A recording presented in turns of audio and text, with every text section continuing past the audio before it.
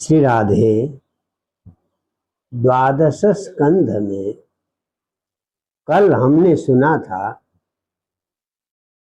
सुखदेव ने अंतिम उपदेश दिया और अंत में कहा किम भूय श्रोतुमिच्छसि, क्या और कुछ भी सुनना बाकी है। यानी भागवत की चर्चा करते हुए 7 दिन संपन्न हो गए थे। अब राजा परीक्षित कहते हैं, सिद्धोस्म्यनुगृहीतोस्मि भवता करुणात्मना श्रावितो यच्च मे साक्षात अनादि निधनो हरि।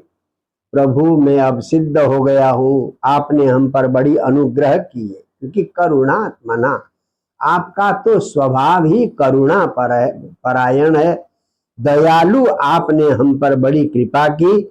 आपके द्वारा मैंने अनादि निधन हरि श्रावित, जो अनादि है और अनंत है, ऐसे अनादि अनंत और कभी नष्ट न होने वाले भगवान श्री हरि का चरित्र सुना है। अब मुझे तक्षक आदि किसी मृत्यु के कारण से कोई डर नहीं लग रहा एकदम। यानी भागवत श्रवण का असली मुख्य तात्पर्य क्या है, हम मृत्यु से डरते हैं। परीक्षित को तो 7 दिन की अवधि दी थी, पर आपके हमारे पास तो 7 दिन की अवधि भी नहीं है, हमें पता ही नहीं कि कब आ धमकेगी मृत्यु। इसलिए मृत्यु से न डरना, मृत्यु के भय से मुक्त होना ही भागवत के श्रवण का पूर्ण फल है। तो क्या कहते हैं परीक्षित, भगवन तक्षकादिभ्यो मृत्यु, तक्षक आदि जो मृत्यु के कारण है, इन मृत्यु के कारण से अब मैं नहीं डरता हूं। क्यों? प्रविष्टो ब्रह्म निर्वाणम अभयम, तो ब्रह्म निर्वाणम प्रविष्ट, मैं तो परब्रह्म परमात्मा मुक्ति स्वरूप में प्रवेश हो गया हूं। और त्वया अभयम दर्शित, आपने मुझे अभय दान दिया है। दानों में सबसे बड़ा दान है अभय दान, किसी को निर्भय करना, भय मुक्त करना, तो आपने अभय दान दिया है। अब कहते हैं बस मुझे आज्ञा दीजिए, अब मैं मौन धारण करता हूं और अपने शरीर को त्यागने के लिए मैं अब अपने मन को परब्रह्म परमात्मा में लगाता हूं। अनुजानी हिमाम ब्रह्मन, हे ब्राह्मण देवता मुझे आज्ञा दो। बागचम यच्छामि दोक्षय, अब अपनी वाणी भी मैं परमात्मा को यच्छामि अर्पण करता हूँ। बात वाणी भी, मन भी, बुद्धि भी, सब कुछ मैं परमात्मा को अर्पण करता हूँ। मुक्त कर्माशयम चेत, अब किसी कर्म वासना नहीं है, कर्म वासनाओं से रहित चित्त कि प्रवेश्य भगवान में प्रवेश कर रहा है। अब मेरा कर्म वासनाओं से रहित चित्र भगवान में प्रवेश करके और असुन विसृजामि, मैं अपने प्राणों का परित्याग करता हूं, आप मुझे आज्ञा दीजिए।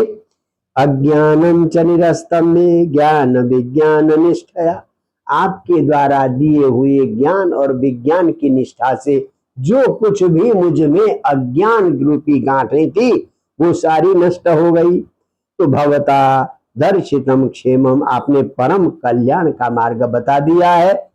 इस प्रकार से मौन होने की आज्ञा लेते हैं किससे? सुखदेव से। अब सुखदेव जी कहते हैं, इत्युक्तस्तमनुज्ञाप्य भगवान बादरायणी, बस इतना कहते, हाँ ठीक है, तुम अपने देह त्याग की ओर जाओ, अपने मन को भगवान में लगाओ, मौन धारण करो। ऐसी आज्ञा देकर भिक्षुओं के साथ सुखदेव जी चले गए। नरदेव ने थोड़ी पूजा की, उनको दक्षिणा उक्षिणा तो कुछ लेनी नहीं थी, एकदम सर्वांग सन्यासी थे, तो विधिवत पूजा की। पूजा करने के बाद भिक्षुकों के साथ चले गए सुखदेव जी। अब इधर परीक्षित समाधाय मरम मध्यद्यौ अस्पंदासुर यथा तरु, जैसे बिना हिला हुआ शांत वृक्ष है, ऐसे ही शांत होकर भगवान को अपना मन अर्पण किया। प्राकूले बर्हिष्यासीन, प्राकूले गंगा के पूर्व किनारे पर बरहिसी आसीन, कुशा के आसन पर बैठे हुए हैं परीक्षित, और उदंगमुख अपना मुख उत्तर की ओर किया हुआ है। ब्रह्मभूत साक्षात ब्रह्म स्वरूप हो गए कौन? परीक्षित। निसंग छिन्न संग, किसी सांसारिक वस्तु से कोई आसक्ति नहीं है, सारे संदेह छिन्न भिन्न हो गए हैं।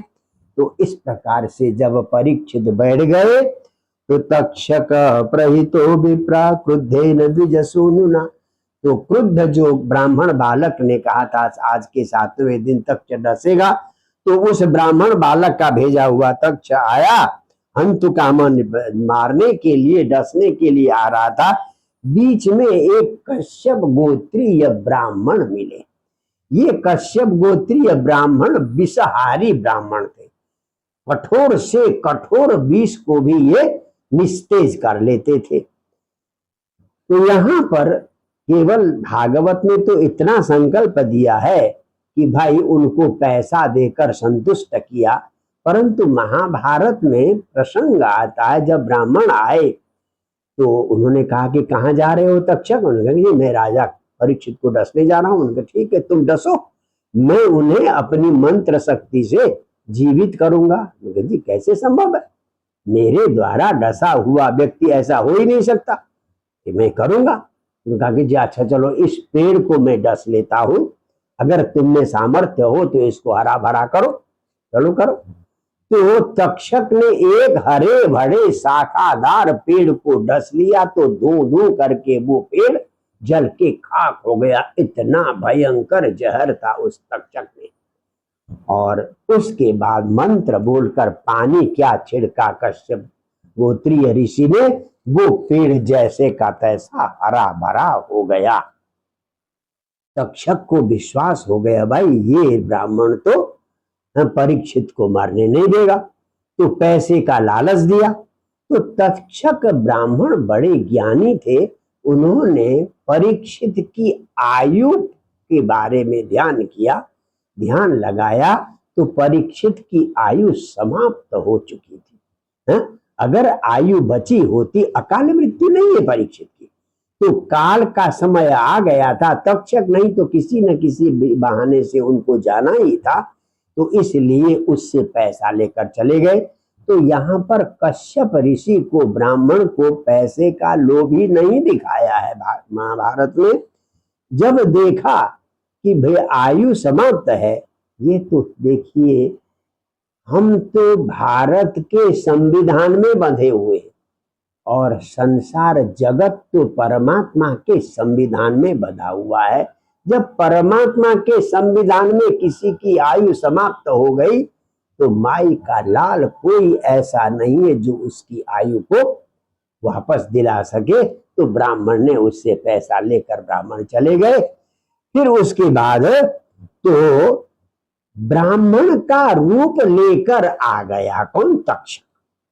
तो क्योंकि वहां पर ये लिखा है देवी भागवत में, केवल ब्राह्मण ही राजा के पास आ सकते थे, कोई नहीं आ सकता था, औरों के लिए, सबके लिए प्रतिबंध था। तो द्विज रूप प्रतिच्छन्न, क्योंकि काम रूप अपनी इच्छा अनुसार रूप बदल सकता था कौन? तक्षक नाग। तो वो ब्राह्मण का रूप आया और आकर उसने राजा पर ऐसा डसा कि गरलाग्निना, तो जहर रूपी अग्नि से एक क्षण में परीक्षित भस्मसात हो गए। पश्यताम सर्वदेहिना, सारे ऋषि मुनि सब वहीं बैठे हुए थे, सबके देखते देखते यानी जहर रूपी अग्नि से भस्म हो गए परीक्षित। चारों ओर हाहाकार मच गया और ऊपर से देवता मनुष्य आदि देव दुंदुबियां बजाने लगे, सब गति हो गई उनकी, पुष्प की वर्षा होने लगी। इधर इनके पुत्र, ज्येष्ठ पुत्र, परीक्षित के ज्येष्ठ पुत्र का नाम है जनमेजय।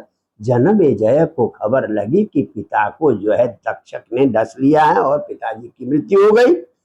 तो उन्होंने ब्राह्मणों को बुलाकर सर्प यज्ञ प्रारंभ किया। ये सर्प यज्ञ बहुत लंबा चौड़ा प्रसंग है महाभारत में। यहाँ पर केवल इतना है कि सर्प यज्ञ प्रारंभ किया, बड़े बड़े सर्प और नाग आकर जलने लगे, भयंकर चारों ओर बदबू फैल गई। परंतु तक्षक नहीं आया। तो राजा जनमेजय ने पूछा कि भाई सारे सर्प आ रहे हैं, तक्षक क्यों नहीं आ रहा? तो ब्राह्मणों ने ध्यान से देखा कि तक्षक तो देवराज इंद्र के शरण में गया है, देवराज इंद्र ने तक्षक को शरण दी हुई है। तो राजा ने कहा ठीक है, तो अगर उसने स्तंभित कर रखा है तो सहेंद्र तक्षको विप्रा नागनो के मिति पात्यते। अगर देवराज इंद्र उसको बचाने की का प्रयास करे तो इंद्र के साथ तक्षक को बुलाई। यानी पुराने जमाने में ब्राह्मणों के पास क्या सामर्थ्य था, क्या ताकत थी कि इंद्र और तक्षक दोनों को बुलाने का और बुलाने पर आना जरूरी था। यानी वेद मंत्रों की ऐसी ताकत, ऐसी शक्ति। तो इसलिए प्राय कहा है कि सारा विश्व भगवान के अधीन है, सारा विश्व भगवान के अधीन है और भगवान के अधीन है ब्राह्मण, और ब्राह्मण के अधीन है मंत्र, और इसलिए ब्राह्मण देवता।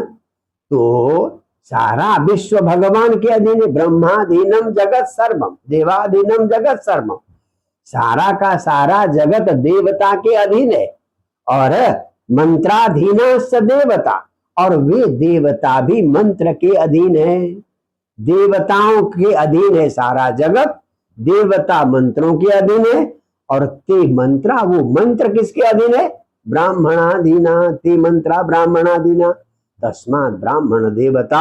इसलिए कहा जाए तो सबसे बड़ा देवता ब्राह्मण, क्योंकि मंत्र भी ब्राह्मण के अधीन है। ब्राह्मणों ने मंत्र बोला और इंद्र के साथ तक्षक आ जाए तो इंद्र का आसन तक्षक के साथ नीचे की ओर गिरने लगा। जब ब्राह्मणों ने ऐसा मंत्र बोल के क्या, इति ब्रह्मोदिताक्षेपै तच्छ्रुत्वा जुभुर्विप्रा वसेन्द्रम तक्षकम मखे। इंद्र के साथ इस यज्ञ में आकर तक्षक भी जल के खाक हो जाए, ऐसा मंत्र बोल के जब बुलाया तो जब इंद्र का आसन के साथ नीचे गिरने लगा तो विलोक्यांगिरस प्राह राजानम तम बृहस्पति। तो देवराज इंद्र के गुरु बृहस्पति फौरन यहाँ राजा जनमेजय के पास आते हैं और जनमेजय को समझाते हैं। देखिए, अंत में इंद्र का भी रक्षक ब्राह्मण ही है, गुरु ही है, गुरु ही रक्षा कर सकता है। तो गुरु बृहस्पति ने आकर कहा, नहीं सत्वया मनुष्येंद्र बधमर्हति सर्पराट। हे राजन, इस सर्प को आपके द्वारा मारना उचित नहीं है, क्योंकि इसने अमृत पी लिया है, इसलिए ये अजर अमर है। देखो, जीवन और मृत्यु तो ये शाश्वत चीज है। जीवनम मरणम जंतो गति स्वेनैव कर्मण। हम किसी को दोष देते, इसने मारा, इसके कारण हमें नष्ट परेशान होना पड़ा, परंतु व्यक्ति अपने कर्म से ही जन्म लेता है और अपने कर्म से ही मरता है। इसीलिए संसार में कोई किसी को सुख और दुख देने वाला नहीं है, हमारे कर्म ही सुख दुख देते हैं। अब मृत्यु तो कोई ना कोई बहाना तो चाहिए, चाहे सर्प के द्वारा, चोर के द्वारा, बिजली लगने से, या भूख से, प्यास से, या आदि व्याधि से, कोई ना कोई बहाना करके ही मृत्यु होती है। तो इसलिए मनुष्य मरना तो है ही, मरना धर्म मनुष्य है, तो इसलिए ये प्रारब्ध का अधीन है। तो आप ये हठ छोड़ दो। तो तस्मा सत्रमिदं राजन, अब इस यज्ञ को यही स्थगित कर दो आप। सर्पा अनागसो, देखो निरपराध सर्प कितने सारे मर गए। जिसने अपराध किया है वो तो अजर अमर है, पर बेचारे निरपराध सर्प कितने सारे जल गए हैं। देखो, जिसका जो भाग्य है, भाग्य के अनुसार ही भोगना पड़ता है, इसलिए यज्ञ समाप्त करो। ऐसा आदेश देव गुरु बृहस्पति ने दिया। तो गुरु का सम्मान रखते हुए जनमेजय ने भी सर्प यज्ञ समाप्त किया।